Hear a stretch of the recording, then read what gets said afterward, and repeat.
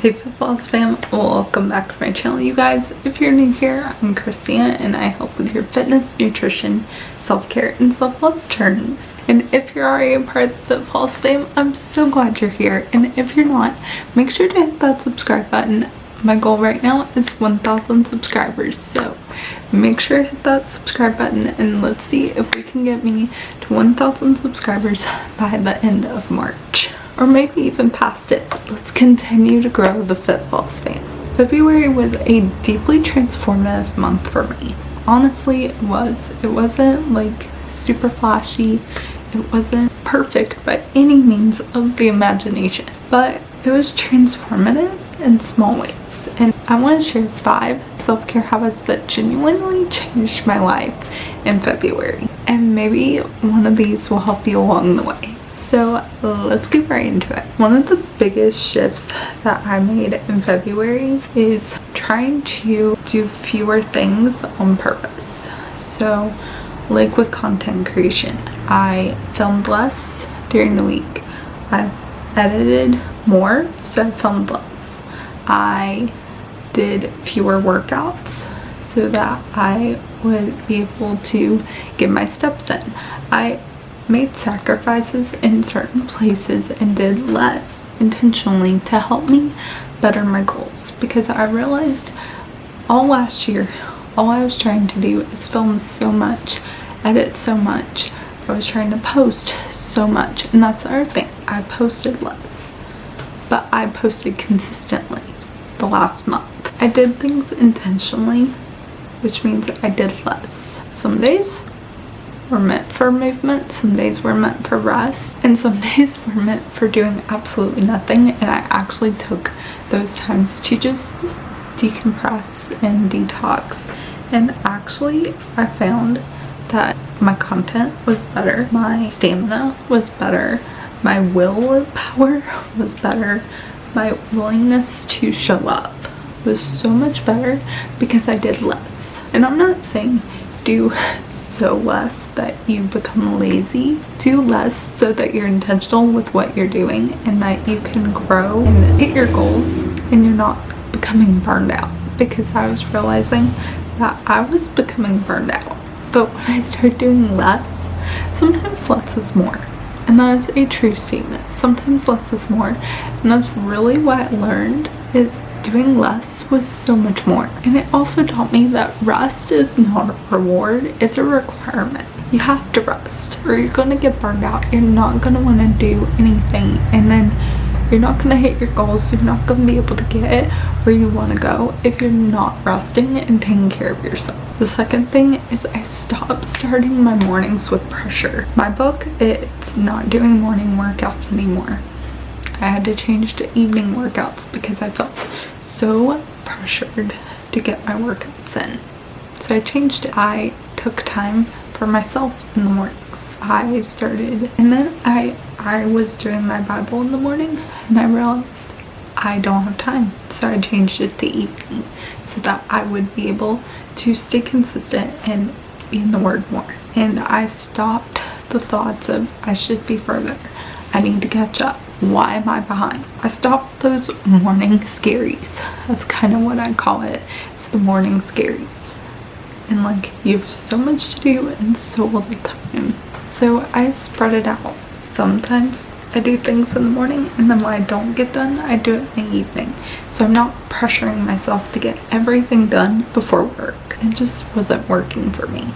So I changed it, and I am feeling so much better now that I changed it.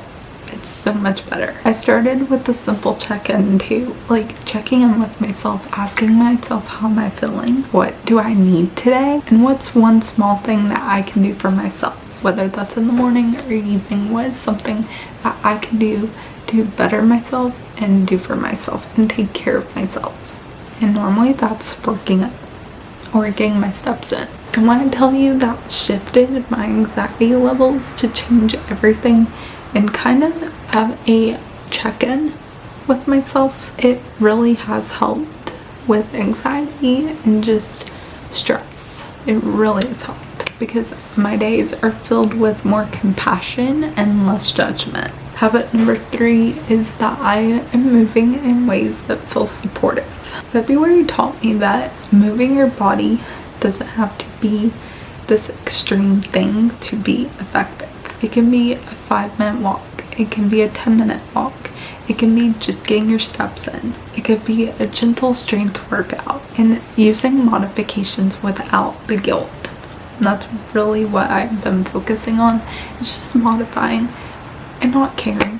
Literally not caring at the slightest. And honestly, and I still struggle with this, but I have learned to listen to my body instead of fight it. When the other day I couldn't do a 20-minute walk like I normally do, I only did 15 minutes, and I was mad at myself at first, but I was like, I can't. My body is telling me I can't do it. So I didn't. I listened to it and I did it. And I've really become intentional with listening to my body, and that has helped so much. I'm not kidding when I tell you listening to my body has been an absolute game changer for me. And it's a form of trust with your body and a form of self-care that honestly we don't talk about enough. Listening to your body when your body is telling you it's tired, listen to it. I have really had to learn that listening to my body is the most important thing, and I have to do it. And that's what February taught me. Habit number 4 is protecting my peace with boundaries. Not everyone deserves unlimited access to my energy. Even my best friends, my family, no one does. And that has been hard. That's been a hard one to learn, but I have learned it. And yes, of course, my best friend and my family, I'll be there any time of the day. But some people, they don't deserve my energy. And my best friends that know that they can call me at any point in time. If you're watching this, you know who you are. And you can call me at any time and I don't care. But I do want to set aside time just for myself and to be able to say no without over explaining. Taking social media breaks when needed, especially as a content creator. When your sole job is on social media all the time, it's nice to take a break. Even though I haven't made this a career yet, I am treating it like a career because one day it will be. But that doesn't mean to burn myself out and be on it all the time, posting all the time, doing all the things all the time. I have to take breaks, and sometimes it's choosing peace over proving a point. If you're in an argument with someone, if you have a disagreement with someone, just choose peace and choose to agree to disagree and move on. Don't prove a point. That takes too much energy and it's not worth it. Just forget it and move on, and just decide for yourself that you are going to choose peace, because that is what we need. We don't need tensions rised. We don't need tensions to rise. That's the word I was looking for. And let me remind you that self-care isn't just about bubble baths. It's about setting boundaries. And sometimes that's setting boundaries with yourself and not overdoing yourself, even if you want to overdo yourself. Sometimes it's setting boundaries, not just with other people, but yourself. Number 5, and the last habit I learned, is talking to myself more gently. I really am my own worst critic.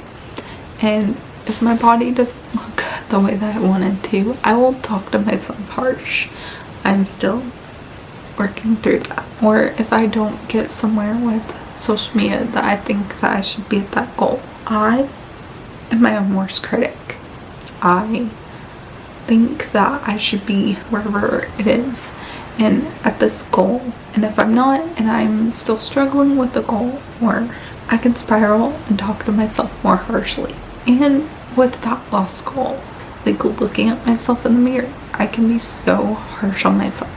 But I am trying to learn not to be harsh on myself anymore, and to talk to myself gently, talk to myself better, It is a work in progress. I am not perfect at it. I fail at it every single day of the week, but I am getting better at it, and I encourage you, if you talk to yourself harsh, try to talk to yourself better, try to make it better, because I promise you it will change your mindset so much on yourself.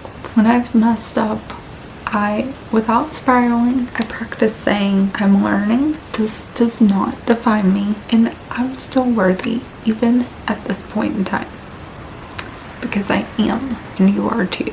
That inner dialogue is so subtle, but it's so powerful, and I promise it will help you so much like it's helped me. And a reminder that self-care starts with how we talk to ourselves when no one's watching. So what do you say to yourself when no one's watching? If it's hateful, if it's mean, change that inner dialogue to something positive, because self-care starts when no one's watching. And whatever you're saying to yourself when no one's watching, that's where it starts. And you want to start with it being positive.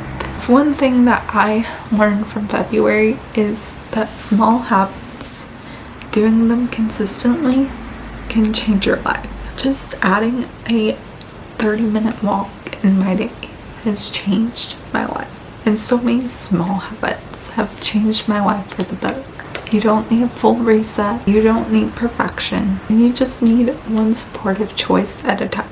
You don't have to do a bunch of choices at one time. Just pick one at a time. So if this video resonated with you, if it helped you in any way, make sure to give it a thumbs up. Comment your videos that you'd like to see. Subscribe to my channel. Click the notification bell, and I'll see you guys in the next one. Love you guys. Bye.